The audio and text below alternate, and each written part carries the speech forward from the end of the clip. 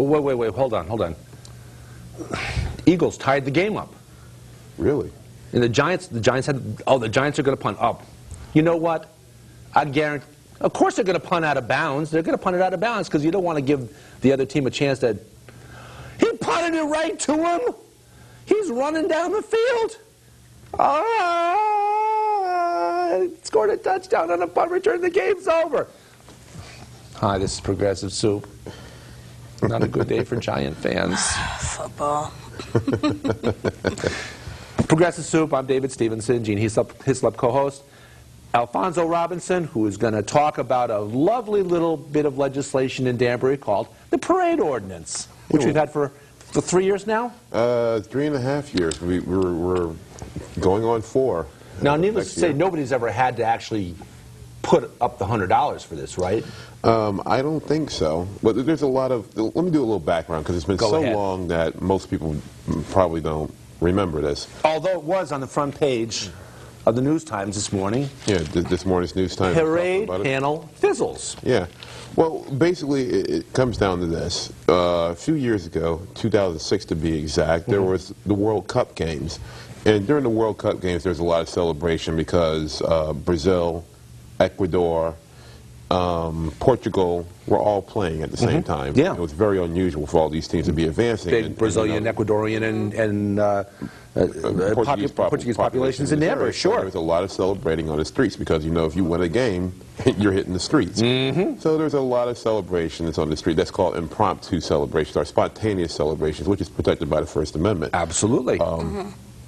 That was going on a lot. And at the same time, a year prior to that, we had several rallies in this area. We had, which was called the March for Unity rally in 2005 for immigrant rights. We had the May Day rally, which was based in 2006, which was a duplicate of the rally in 2005. For working class Americans. And we also had a rally for the Danbury 11, which happened late in 2006. So we had an awful lot of rallies, things that are happening in this area which cater towards immigrants. Now, this is my opinion. These things cater towards immigrants. Mayor didn't like it. Certain groups were upset about it. Thus was the real source of this parade ordinance. Now, this parade ordinance is a piece of legislation that was done to, quote unquote, make the process of having parades be done more orderly.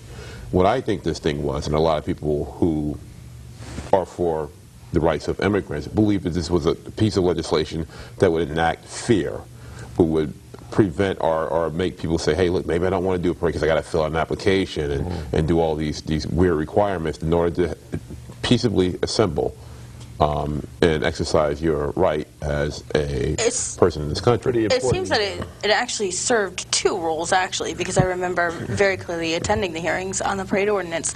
And the American public had the idea that this was a way to actually manage those impromptu, spontaneous celebrations because they were irritated at, you know, rush hour traffic being so out of control, which was when these games were being played at that specific World Cup, year 2006.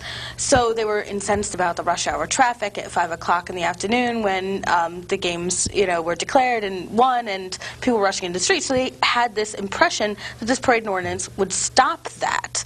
So people got on board because they were like, we're tired of people waving their flags and honking their horns and creating a traffic mess. Oh, good Lord.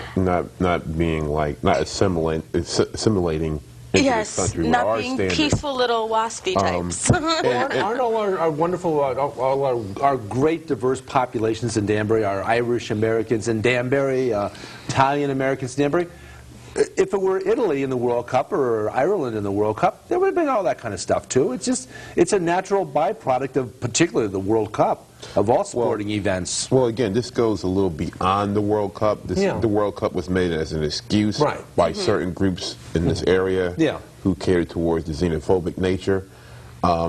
It came down to this. People just did not like the fact that certain groups were exercising their rights and speaking out. Of course, they're going to say now, well, no. This was done because, not all groups were, we had one group of people who were paying for police coverage and everybody else wasn't, so they were getting all upset. We wanted to make this process better. It's nonsense. If you look at the ad hoc committee minutes for the parade ordinances, the Corporation Counsel explicitly, he came straight out and said, look, we did this because of the World Cup games. Now, if Corporation Counsel's out there saying something like that, and he's an attorney, you would think, common sense would tell an attorney, you can't do anything about spontaneous celebrations. Yeah. Period. Done. And more sounds like a constitutional issue to me. And more importantly, there's already plenty of laws in the books, traffic laws in the books, that would, you can regulate, I should say, well, maybe regulate's not a good word, but you can, if there's any disruptions or breaking of the laws, traffic laws, like if you had your head outside the car, if you're honking your horn excessively, things of that nature, you can control that type of stuff. There's no need for this ordinance. So to make a long story short, if it was done for this World Cup nonsense, there's no need for it because there's nothing you can do about it. Yeah. What happened was, now we have this ordinance that says, now this is very important, and again, I'm sorry for all this background, but it's very important for people to understand what this is, because this is, in my opinion, you're infringing on your First Amendment rights. If you have a group of 25 people or more in a public space that interferes with pedestrian or vehicular traffic, and you know that there is an ordinance, then if you are doing that, then you are in violation of the parade ordinance and subject to a fine of $100. So 25 people or more. Now, how often in 3.5 years, I'm trying to figure how often in 3.5 years in Rogers Park alone, let's say, you have more than 25 people together where crossing streets going from a ball field to a ball field, from a car to a ball field. How often does that happen in 3.5 years? Well, literally hundreds? Let's say, you know, every single Danbury Westerner game, every single softball game. Yeah. Let's say you have a let's say you have a field trip, and you have a bunch of kids at a field trip, and we started the Danbury Public Library, and we just say, hey, let's do a walk from here to the Historical Society down the street, and let's, you know, just look up and down Main Street. We see history on Main Street. We'll end at the Danbury Historical Society to do some read-up on what we saw on Main Street. A field trip for the kids. Field trip for the kids. There's $100 Great thing right to do. The history of Danbury, between the Danbury Library and the Historical Society, is a lot of history there. If you have 25 people or more walking up and down that street on the sidewalk, you are in violation of the parade ordinance if you know the parade ordinance exists and if you did not get an application for that. So let's talk a little bit about the irony. Most of the immigrant rallies that Al was referring to had started at Kennedy Park.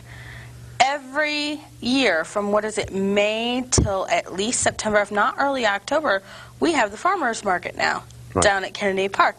More than 25 people. Do they have a permit every single time they meet at Kennedy Park? There it is again. If you have a group of people assembling together, 25 people or more, so for instance, if you're a farmer's market, 25 people or more, and if they're interfering in any way whatsoever with pedestrian traffic, you are in violation of the ordinance if you know the ordinance exists and if you did not get an application from the police department. This is absolutely mind-boggling to such a degree that anybody who knew about this should be outraged. And of course, many people were outraged about this because many people during the council meetings back in 2007, May and June, when this was done, complained about this. So much so that a member of the Common Council, Tom Soddy, who's a minority leader, who was somewhat in support of this ordinance, by the way, which I think is wrong, but that's his prerogative. He said that, look, 25 people or more, that seems to be really excessive, very restrictive. Let's increase it to 100. This was done on a vote. He offered an amendment to modify this thing before it was formally passed. His amendment was approved by a 10-to-9 vote. 4 Republicans agreed with Tom Soddy, which is very rare. I'm surprised it wasn't a 19-0 vote. It's a very commonsensical kind of a modification of a very bad bill, but at least it makes it less of a bad bill. And one of the people who switched over with Tom and supported Tom, one of the Republicans, was the chairperson of the ad hoc committee for the parade ordinance. I want to know who those 9 people are that voted to not increase it to 100. I'd like to know who they are. Very, very odd. Make a long story short, the mayor cast an illegal vote to block the measure. It was a 10-to-9 vote, so therefore obviously you won. He can't cast a tie-breaking vote when there's no tie. That's what he did. He cast a tie-breaking vote when there wasn't a tie. When there wasn't a tie. So he did that, and He wasn't a math And he was teacher, wasn't called on it, too. I remember Corporation Council. Mayor Boughton wasn't a math teacher when he was a teacher, was he? He was a history. Well, there you go. Well, so he did that. And then there was another vote that was done that was offered by, if I'm correct, the chairperson of the ad hoc committee who drafted this. She said, look, Mr. Sadi brought some interesting points. Let's take this whole thing back to committee and let's look at this again. Because, of course, this is a very important issue. You're really touching on First Amendment issues here. That passed by a 10-9 vote to recommit this thing back to committee. The mayor blocked it again. Another tiebreaker, huh? Another tie-breaking vote. So, to make a long story short, and I'll advance a little bit. No, that's a tie maker, actually, when he casts a vote along with a 9 to make it 10. So he's actually got to vote twice to cast a tie maker and then a tiebreaker. So after the meeting was concluded, Corporation Council found out that they did an error, and they brought this measure back up to the June Common Council agenda. Came June, more shenanigans happened. To make a long story short, the mayor said, I promise I will create an ad hoc committee. Let's get this thing passed. Let's just get this thing on the books, and we'll create an ad hoc committee to take care of the problems that you guys have addressed. Oh, good idea. Good idea. Republicans were like, oh, we'll create an ad hoc committee to take care of it? No problem. We'll vote in favor of it. Excellent. And it passed. Now, that was back in June of 2007. And the ad hoc committee? Ad hoc committee was formed, June 2007. Yes. So June to 2007 to December in 2010, that ad hoc committee never met. Not one time did they meet. I was going to ask you, when did they meet for the first time? And I guess the answer is... They never met. Never. Not only did they not meet, all the problems that the people, including the 4 Republicans who voted with the Democrats to send this thing back to committee, all the problems with this ordinance, the 25 people or more, you have to have insurance in order to do these things, these rallies, everything that's involved with this very, very restrictive ordinance are still in place 3.5 years later. And in December, this month, the mayor dissolved the ad hoc committee. Just dissolved it. After how many meetings was that they had? Zero. Huh. Zero. So he proposed a committee, an ad hoc committee, I guess presumably to work out the bugs in the problems with any potential problems. Never. Now, who's in charge of bringing an ad hoc committee together for a meeting? Well, the chairperson of the ad hoc committee is responsible for making sure that making sure that the group meets. And the president of the Common Council is the president of the Common Council. They're basically the top dog of the Common Council. And they're basically an arm of the mayor? That would be Joe Cavo. Joe Cavo is the president. Basically, the mayor's right-hand man. Right-hand man. You know, the mayor. Except he doesn't believe in rights, but other than that, a right-hand man. The mayor sneezes, he brings Joe Cavo will have a Kleenex ready for him. So we still have all these problems going on. He dissolved this thing, and in the New York Times, when he was questioned about it, he said, "Well, nobody had any complaints, so there's no problems." And we're saying. Basically what I'm saying here is that this is a very, very serious situation because basically you are infringing on people's right to assemble. There have been instances where people are nervous about getting together in groups of more than 25 people. And may have been the point of the absolutely. Yeah. And I would say fear. It's absolutely ridiculous. You know, you're creating the climate of fear. You know, you haven't seen many more immigrant rallies in this area anymore. Or better yet, you have people who are doing immigrant rallies who are going out and getting these applications. And I'm saying, why are you even doing this? Challenge this. Dare the police to give you a $100 fine and take them to court. You will win. Easily. It's a no-brainer. It costs the city more money, like the other how many hundreds of thousands of dollars that the city lost on the Danbury 11 case. Danbury 11 firefighters lawsuit goes on and on. But the article in the Danbury News-Times today makes a very good point.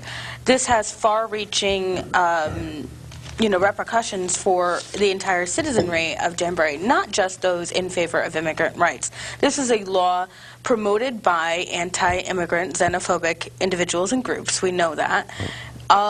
However, it's everybody who can be subject to this. I mean, we had this library Dropbox little protest, and the woman who was in charge of that was quoted as saying she limited the number of people that she would have attend her event because she was scared of the parade ordinance and didn't want to have to do the application fee and such. So even for that, it seems like anybody who speaks up, yes. So you're talking, this would affect union rallies. This would affect teachers' union rallies. This would affect anybody who wants to speak out against the city for anything. I'll tell you, when you've got the librarians scared, that's a sorry day. When you've got the librarians scared. And not only that, now, this is 2010. 2005, a lot of these contracts between the police department, fire department were done. And the chickens are coming home to roost right now. In 2011, a lot of these things, the police, they're going to have their contract. If anybody recalls, the last time the police had a contract dispute or differences with the city of Danbury, there was a gigantic inflatable rat across the street from City Hall, and certain cops were protesting. This has a chilling effect on people's right to peaceably assemble. And not only that, once you get to the point where you have 25 people or more, and if the police one day will say, hey, look, I am going to hold you in violation of the parade ordinance, but these other groups, nah, that's no big deal. Or, better yet, I'm going to charge you, because this application costs $100. Technically, it's supposed to cost you $100 for these parade ordinance applications. Right. If you waive the fee for one group, and you make somebody else pay $100, now you're being selective. Well, now I have to be. I have to be honest. I don't want to be hypocritical. As somebody who has organized immigrants' rights events, I have gone to the police station and I have gotten the parade permit.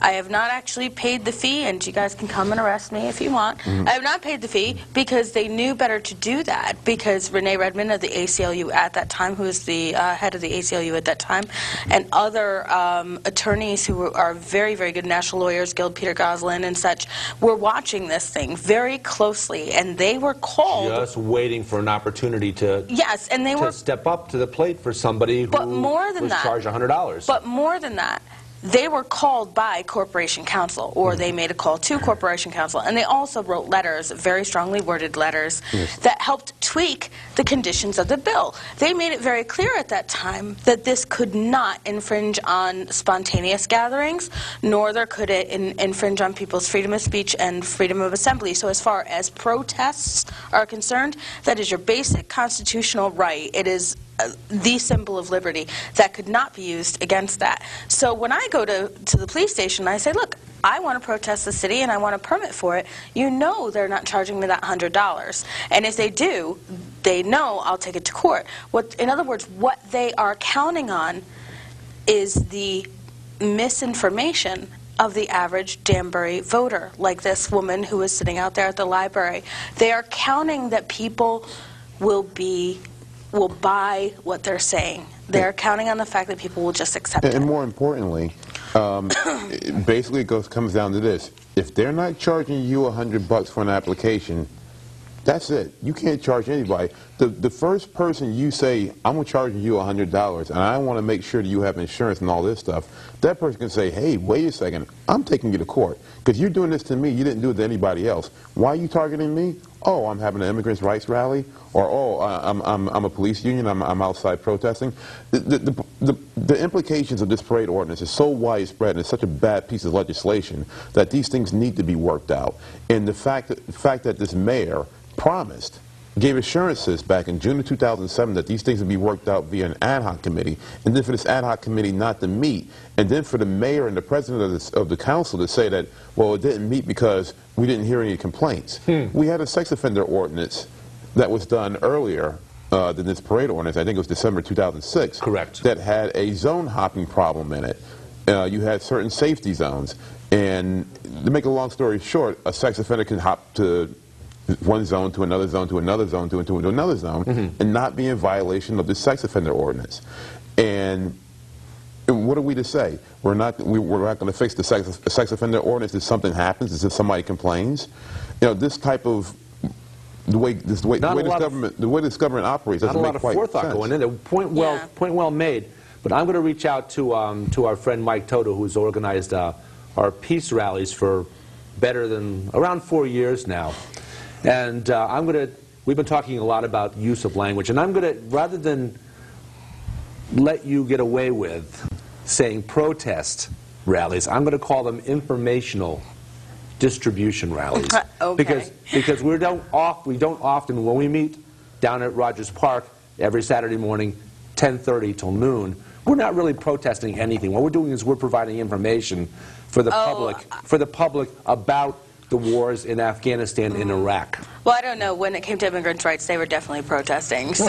And again, with the rallies you held down there at Rogers Park, that was interfering with pedestrian traffic. Sure, I cross the street illegally constantly. You know, even if you're on the sidewalk. Slap the cuffs on. Arrest so if you had 25, slap the cuffs on. I cross that street against the crosswalk all the time. So technically, if you have 25 people there or more, and if you know the parade ordinance exists, and if you did not get an application, you could be subject to a $100 fine for assembling. I mean, the far-reaching implications of this ordinance is so bad that you would think that just based on First Amendment issues that you would get this thing worked out as quickly as possible, or just, in my opinion, get rid of the whole thing.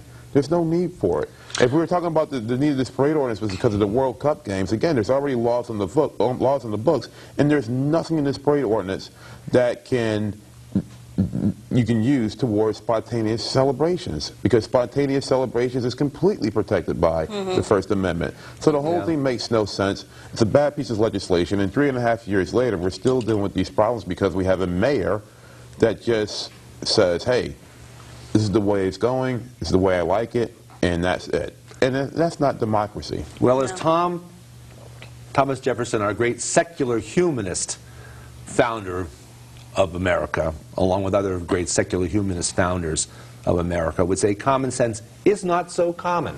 Right. Well, I would like to make, we had earlier done a show with Lynn Tabersack where we talked about a certain contract that this city signed between a church. Now we're talking about another agreement, another bill that was signed without follow-up and ad hoc committees oversight.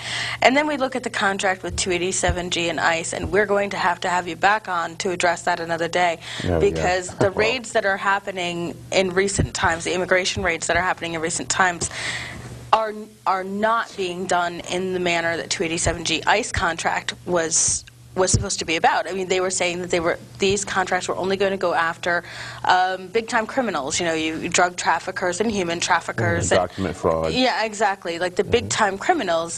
However, we've been hearing reports of collateral arrests all over, and people who are being arrested and detained and deported on nothing more than immigration violations. So that's a direct, actual violation of what they had told the public this order was about. So we have a city basically sweeps rather than looking for specific misdeeds. Or they might be looking for one specific person who actually has an immigration violation. They might have a warrant for that one person, but they're taking everybody else in the building. That's not what this agreement was supposed to be about, and that was very clearly said. So we have a parade ordinance that came about under misleading factors that going into false information, false pretenses, and that has not been applied equally and to how it was said in the letter, you know, how it was actually written in the bill, okay? We have numbers that we don't even know. In other words, they said that 97 permits have been issued since. We have no idea where that number came from, and I would hesitate to say that the number is probably a great deal more. Now we have this ICE contract pending too, which definitely we need to have another show on. Yeah, well, again, absolutely, 287G, we can talk for hours on that, easily. There's a lot of funny things that are happening with this 287G. I'm still waiting for more transparency that we were promised back when this thing was voted in the first place. But this parade ordinance, again, is just another example of there's no separation of powers here within the city of Danbury. When you have a legislative branch of government that approved sending this thing back to committee because there is problems with it, and you have an executive branch who just steps in the way, gets in the way, interferes with another branch of government and says, no, it's my way or the highway, and then just dissolves this thing that has obvious problems in it. And again, I just look, I mean, I'm not somebody who gets rallies and stuff together, but I'll challenge anybody. Don't even follow this thing, you know, and challenge them to charge you $100 for peaceably assembling.